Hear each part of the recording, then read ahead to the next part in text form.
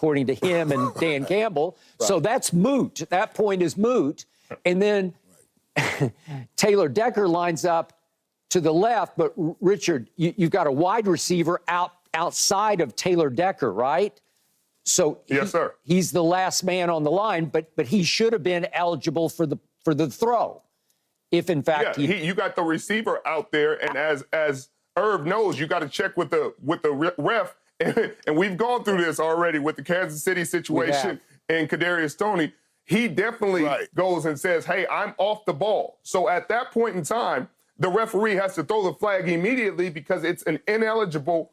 You're looking down the line and you say, hey, there's an ineligible not covered up by a receiver. If you don't throw that flag, then you're saying, hey, 68 is eligible and this receiver is also eligible, so this is a legal play. And since they didn't call that flag, that's where I was sitting there scratching my head because you're looking down the line. That's like the first flag you throw. As soon as the ball snapped, that's like offsides, neutral zone. That's a dead ball. You throw the flag up and you call it and the play's dead. But in this situation, they didn't because I don't think they thought this was an ineligible situation until the end. That's why they had to discuss it. Exactly. Can you believe that we've gotten to 2024 and the head referee is still required to run to the defense to say, hey, 68 or 70 is eligible? They used to, as Richard said, announce it over the sound system. 68 is eligible but I don't think they do that. I don't hear it. Maybe they tune it out for the live audience. I don't know. I don't think they announce it anymore, but they just tell the defense. I don't. No. Yeah, right? they definitely tell the defense, but they still measure in first downs with sticks and chains. Skip, so this is the same game. Okay. Yeah. So I don't know when it's going to advance. You got me. Bingo. Touche. Yeah. All right. Yeah. So previous to that, the NFL also has acknowledged that Brad Allen and company completely swung and missed on a tripping penalty that was called on the Cowboys' backup tight end, Peyton Hendershot. And at worst, it should have been called, or at best, on Aiden Hutchinson. I have no idea. If you look at the play again, I don't know if you can see it. It's hard to see that anybody did anything. It looks like Tony Pollard just took off running and he was fine. Nobody tripped him or tried to trip. I don't see anything. And it was a big penalty against Dallas that set them back and set in motion what was about to happen. Can you guys see anything here? Yeah, but I don't like you said, I don't see a flag there. I don't get it. Richard, you see anything? I see the attempt. I see him trying to do something. All right. But my concern is, like, there are some plays that they call where the ref calls a flag and then you can hear him listening and then you're like, hey, we're waving the flag. That wasn't a penalty because it got reviewed up top or it got reviewed in New York. And then some plays where you're like, why can't they do that when it's clearly a missed call? You're always in their ear any other time, and then sometimes they just let it go, which is odd. Okay, so, even given that missed penalty, Mike McCarthy still had a chance to run a bunch of clock and still be in position for another, obviously, field goal from our field goal kicker who's not missed a field goal all year. And yet, on second down, he tries a deep pass to Brandon Cooks. I think we have it. I don't know what this was all about because it's just I don't know what that was. It's a killer. I was in the box screaming here. I bet you were screaming because I was screaming. Oh my God! And then out of bounds. It's got no hope at all. Yep. Skip, no hope whatsoever to make that completion. I don't know what happened here. I think we give people so much. So I don't know, and they were off a few times on this route, where one receiver would stop. They missed it early, and he would throw that ball and throw that deep ball. But right here, to have an incompleted pass at 1:50 left to go in the game, and you got another 45 seconds to run off that clock on a completed pass.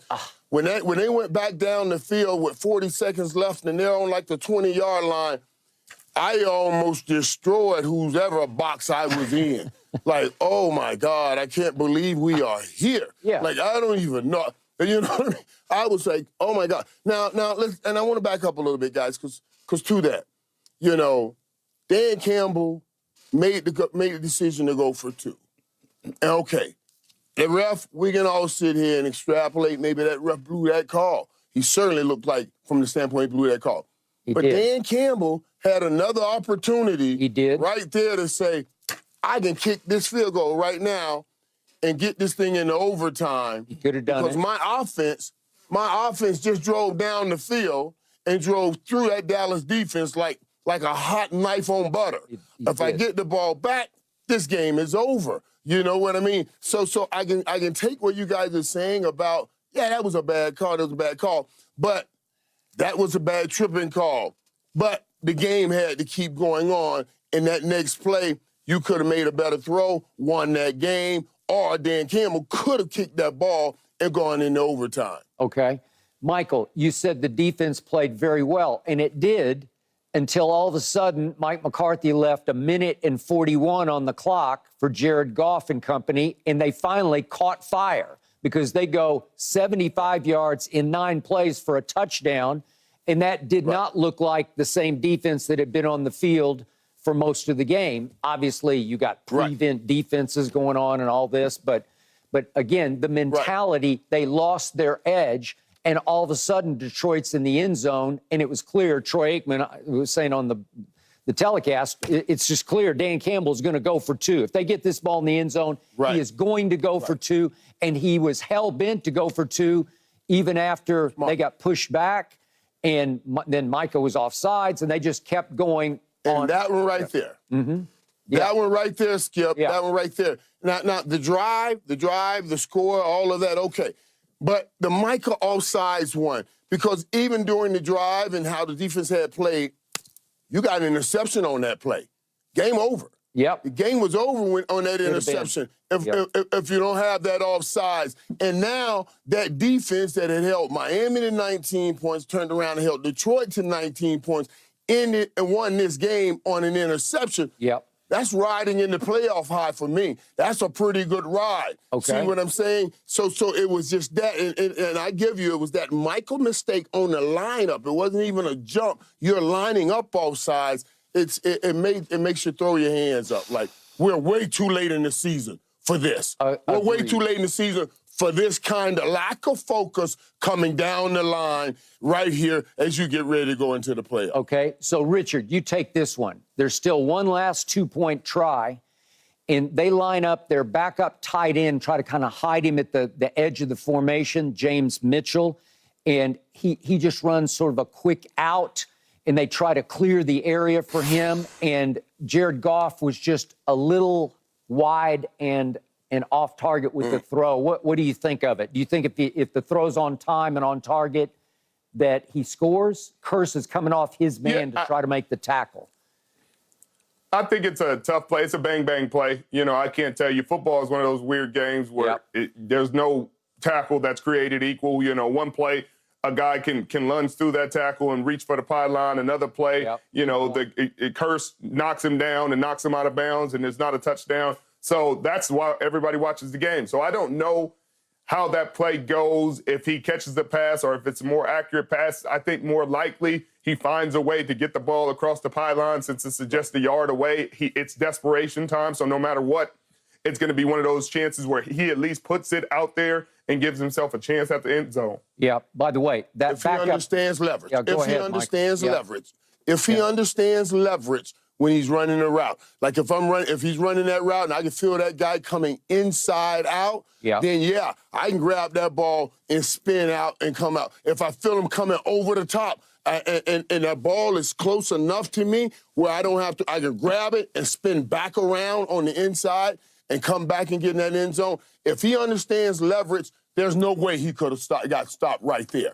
If that dude that's catching if that tight end, because it wasn't Laporta, if he understands leverage, there's no way he doesn't get in there. Okay, and by the way, Michael, James Mitchell had caught one ball all year, and it had come earlier in the fourth quarter of that game on Saturday night. So you want to talk about a secret weapon who had no reps at all year, and all of a sudden you're featuring him in the fourth quarter, and you clearly had this 2-point play up your sleeve just in case the one to Taylor Decker didn't work or wouldn't fit or whatever. So, again, they had 2 chances to take it home, take a victory home, and they did not. So, Michael, back to you. And they put that tight end, there when Laporta was going off. Laporta had the best day, 7 grabs in the day. So that was a sneaker tight.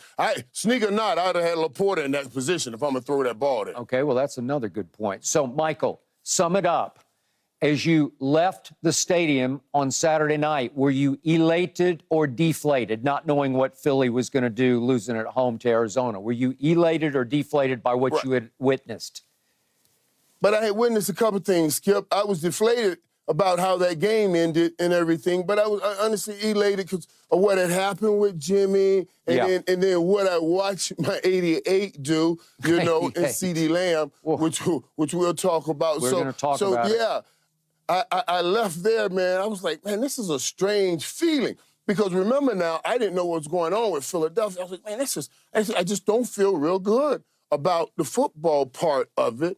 I feel great about the other parts of it, but man, I just didn't feel like we won that game. And certainly didn't feel like what I talked about there prior to the game, where, dude, you see what's on this field? All of these dudes have rings out here. All of these guys, everybody you're looking at out here have rings. And that would have been a moment to say, man, like I told y'all, Michael Parsons said to me at the draft when he first saw me, I want to be like you. I'm going to be like you. That means you want to be broadcast and I want to be a champion. I thought it would have pulled that out of them a little bit more, especially on the offense, and that's not what I saw. Okay. Our next topic this morning is all about Richard Sherman. He will